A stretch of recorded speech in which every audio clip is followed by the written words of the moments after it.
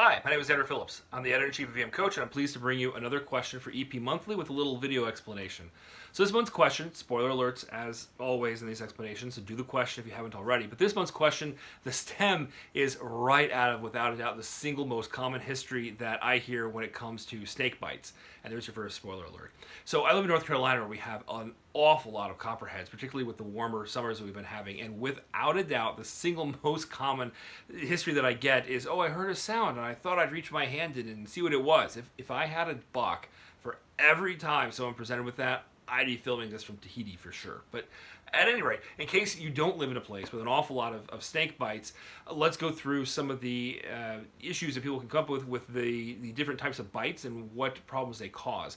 And, you know, having this question on what most likely bit the patient is almost guaranteed to be on the exam in one form or another, because the features that come from the different bites, the different critters, are actually quite distinguishable. So right off the bat, let's talk first about the thrombocytopenia and the coagulopathy that can come from the snake bites, right, that we see in this hemorrhagic blister in this patient. And right off the bat, you're looking at Viperidae and as the family, and in this case, within the options we're looking at, and the classic snakes that we think of within this that are going to be venomous and causing the bleeding issues, you're looking at Crotalinae.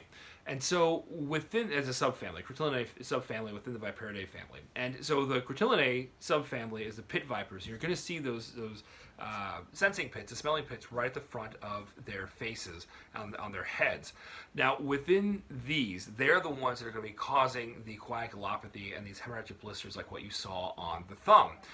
That is distinct. There are no other of these critters that you're going to see that are going to end up causing that sort of hemorrhagic blistering. In contrast, there are neurologic issues that are caused by a different family of snakes. So that's the Elapidae. In that case, you're looking at the coral snakes. So already, right, if you have a presentation of a patient with a hemorrhagic blister, for example, on their hand from trying to reach in and find whatever was making the noise, versus someone who's not breathing because they don't have any kind of respiratory muscle strength, that's a completely different presentation, and you can go ahead and divide those up right off the bat. Now, the one kicker in here, and they're going to put in that bark scorpion because it's not something that a lot of people in the country see very often, but that can also cause some neurological symptoms. Otherwise, you're really looking at pretty good distinctions, even between the spiders, right? So the brown recluses, yeah, I mean, any of these things are going to cause some sort of local swelling or whatever, right? Some sort of local tissue inflammation immediately after the bite, but the brown recluse is going to have a delayed onset of that necrosis.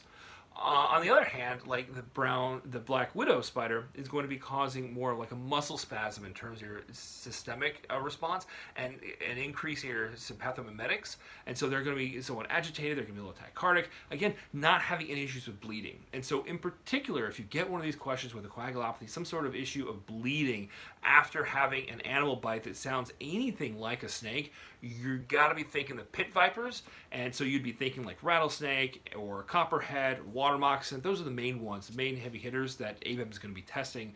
They're not going to throw some kind of random snake at you. So this is Andrew Phillips from EM Coach. I hope this was helpful in explaining the animal bites, and now you're going to get that question right.